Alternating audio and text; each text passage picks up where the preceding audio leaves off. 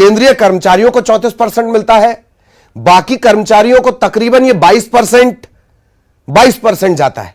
क्या ऐसा है वर्मा साहब? बिल्कुल बिल्कुल, आप जो बोल रहे हैं, आपके पास जो जानकारी है उस जानकारी से मैं सहमत हूं। इसमें एक शब्द और छूट गया, आईएएस लोगों को 31% मिलता है छत्तीसगढ़ में।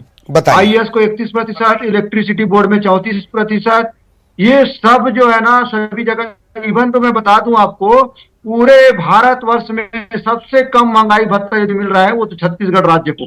हाँ। मैं आपको जानकारी के लिए आपको बताना चाहूंगा जी। और मैं ये कहना चाहता हूं कि जैसे अभी चक्रवर्ती जी बता रहे थे, अभी जैसे विधानसभा में ये सभी विधायक लोग जो है अपना अपना भत्ता बढ़ा दिए, है ना। तो वहां पर ये चाहिए था, कम से कम भारतीय जनता पार्टी वाले को विरोध करना चाहिए था। ये विरोध करना चाहिए था कि भाई हमारे कर्मचारी अधिकारी 2 साल से महंगाई भत्ते के लिए लड़ रहे हैं। हाँ। तो पहले आप महंगाई भत्ता उन्हें दीजिए, उसके बाद ही हम महंगाई भत्ता लेंगे। ऐसा उनको जो है वहां सरकार का विरोध करना चाहिए था, लेकिन कोई विरोध नहीं किए। मतलब ये लड़ाई हम खुद लड़ रहे हैं, हमारे परिवार के, हमारे बच्चे जो है, हम वो सब मिलकर लड़ रहे हैं। जी। ये चक्रवर्ती साहब से इसका जवाब लिया जाएगा। एक और सवाल वर्मा साहब मैं आपसे जानना चाह रहा हूं कि पुरानी पेंशन बहाली व्यवस्था लाई गई, आप सभी ने बड़ा उसकी तारीफ भी की और यह भी कहा कि बहुत अच्छी बात है, इसे लेकर आपने आभार भी व्यक्त किया। तो सारी चीजें एक साथ तो नहीं मिल सकती ना वर्मा साहब, थोड़ा इंतजार तो करना पड़ता है। नहीं, आपको एक चीज बता दूं, ये जो पुरानी पेंशन योजना जो लागू जो यहाँ हुआ है छत्तीसगढ़ में, है ना, ये कांग्रेस घोषणा पत्र में उल्लेख है इसका कि हम प्रदेश में पुरानी पेंशन योजना लागू करेंगे। आदरणीय राहुल गांधी जी का भी वहां से दबाव था। राजस्थान और छत्तीसगढ़, ये 2 स्टेट है जो पुरानी पेंशन योजना दोनों ने लागू किया। हमने ऐसा, देखिए फेडरेशन जो है ना 88 संगठनों का संगठन है।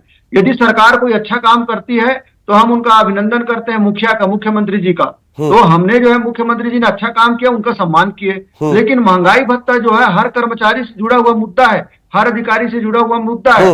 हम चाहते हैं कि सरकार जो है हमें महंगाई भत्ता दे। महंगाई भत्ता जो हमारे वेतन का एक हिस्सा है, महंगाई भत्ता हमारा मौलिक अधिकार है। महंगाई भत्ता हमारा हक है। हम चाहते हैं सरकार से कि केंद्र के समान, और महंगाई भत्ता हम लोग यहाँ छत्तीसगढ़ सरकार वाले निर्धारित नहीं करते, ये केंद्र सरकार में एक एजेंसी है, एजेंसी तय करती है कि सूचकांक के आधार पर जो महंगाई भत्ता तय होता है। जी। बिल्कुल वर्मा साहब। ठाकुर साहब, आपके पास मैं आना चाह रहा हूं। जो राज्य छत्तीसगढ़ के साथ बने थे उनकी प्रोग्रेस रिपोर्ट, उनका प्रोग्रेस कार्ड वनिस्पत आपके कमजोर है, ये मानते हैं आप। फिर भी उन राज्यों में 34% महंगाई भत्ता है, सवाल नंबर 1। दूसरा कि 22 और 34, ये एक बड़ा गैप है और इसे भरा जाना चाहिए। और एक बात जो और निकल कर आई, एक ही राज्य में 3 किस्म का महंगाई भत्ता, अफसरों को अलग, विद्युत कर्मचारियों को अलग, केंद्रीय कर्मचारियों को अलग। जी देखिए मलय जी, आपने बहुत बढ़िया सवाल पूछा है। छत्तीसगढ़ राज्य एक ऐसा राज्य है जो कोविड के दौरान अपने किसी कर्मचारियों के वेतन में कटौती नहीं किया। आप देखेंगे छत्तीसगढ़ के बाहर जो अन्य राज्य हैं उन्होंने अपने शासकीय कर्मचारियों के वेतन में 33 से 40% की कटौती कर दिया। छत्तीसगढ़ एक ऐसा राज्य है जो अपने कर्मचारियों के ओल्ड पेंशन स्कीम को लागू किया ताकि जब कर्मचारी रिटायर होते हैं तो उसका जो रिटायरमेंट का भविष्य सुरक्षित रहे।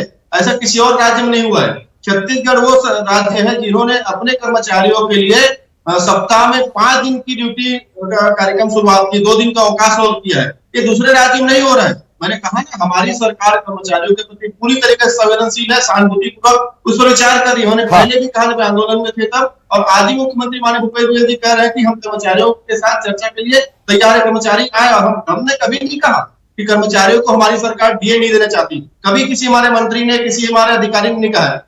कुछ चीजें ऐसे होती है इसमें चर्चा करके चलता है। सबसे बड़ी बात ललित जी, मैं ये कहना चाहता हूँ, आज हमारे कर्मचारी साथी वेतन बढ़ाने की मांग नहीं कर रहे हैं।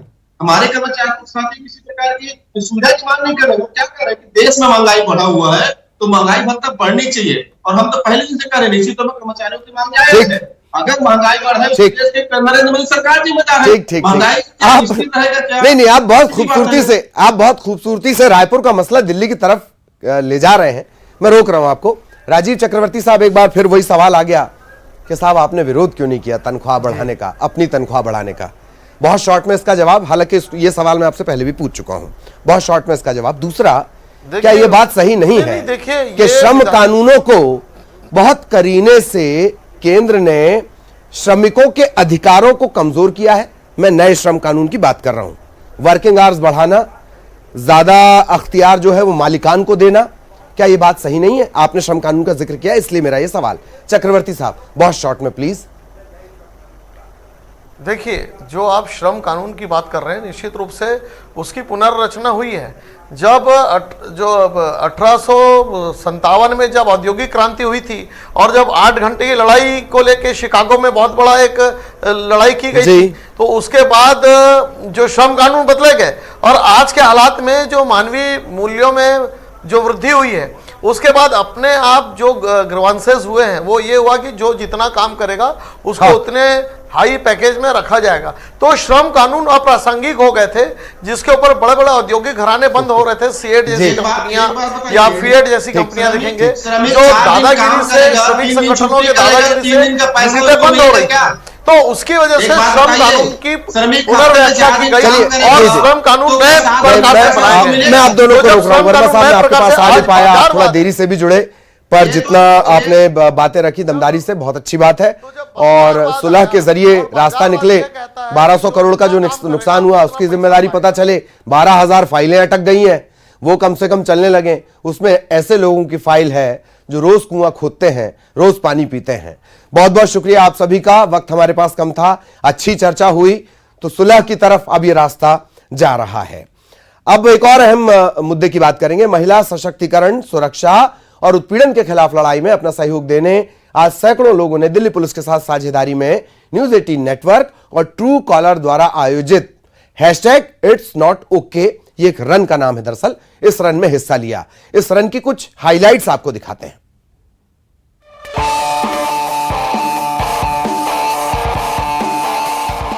न्यूज 18 नेटवर्क और ट्रू कॉलर ने दिल्ली पुलिस के साथ साझेदारी में राष्ट्रीय राजधानी में रन टू एम्पावर का आयोजन किया, जहां धावकों ने इट्स नॉट ओके कॉज के लिए दौड़ लगाई। मुख्य अतिथि के रूप में केंद्रीय पर्यावरण मंत्री भूपेंद्र यादव के साथ ये रन इस उत्पीड़न विरोधी अभियान call it out because it's not okay का हिस्सा रही। एम्पावरिंग का अर्थ है इक्वल अपॉर्चुनिटी। इक्वल अपॉर्चुनिटी ज्यादा महत्वपूर्ण है और सिक्योरिटी तो चाहिए ही चाहिए, लेकिन सिक्योरिटी से ऊपर का जो स्टेप है डिग्निटी चाहिए। इस दौड़ को दिल्ली के विशेष पुलिस आयुक्त कानून और व्यवस्था सागरप्रीत हुड्डा ने झंडा दिखाकर रवाना किया और इसमें दिल्ली पुलिस के 50 कर्मियों ने भाग भी लिया। पुलिस की तरफ से ये संदेश है, #It'sNotOK to be silent। कोई भी अगर विमेन हैरेसमेंट का इशू होता है या कोई भी लड़की या विमेन के साथ कोई हैरेसमेंट करता है, तो उस विमेन को चाहिए कि वो साइलेंस को ब्रेक करे और पुलिस स्टेशन को रिपोर्ट करे। Run to empower law makers, law enforcers, अभिनेताओं को एक साथ एक मंच पर लेकर आया और साथ ही एक मजबूत संदेश दिया कि महिलाएं समाज में उनकी सही जगह को एक बार फिर से वापस पाने के लिए पहले से कहीं ज्यादा दृढ़ हैं।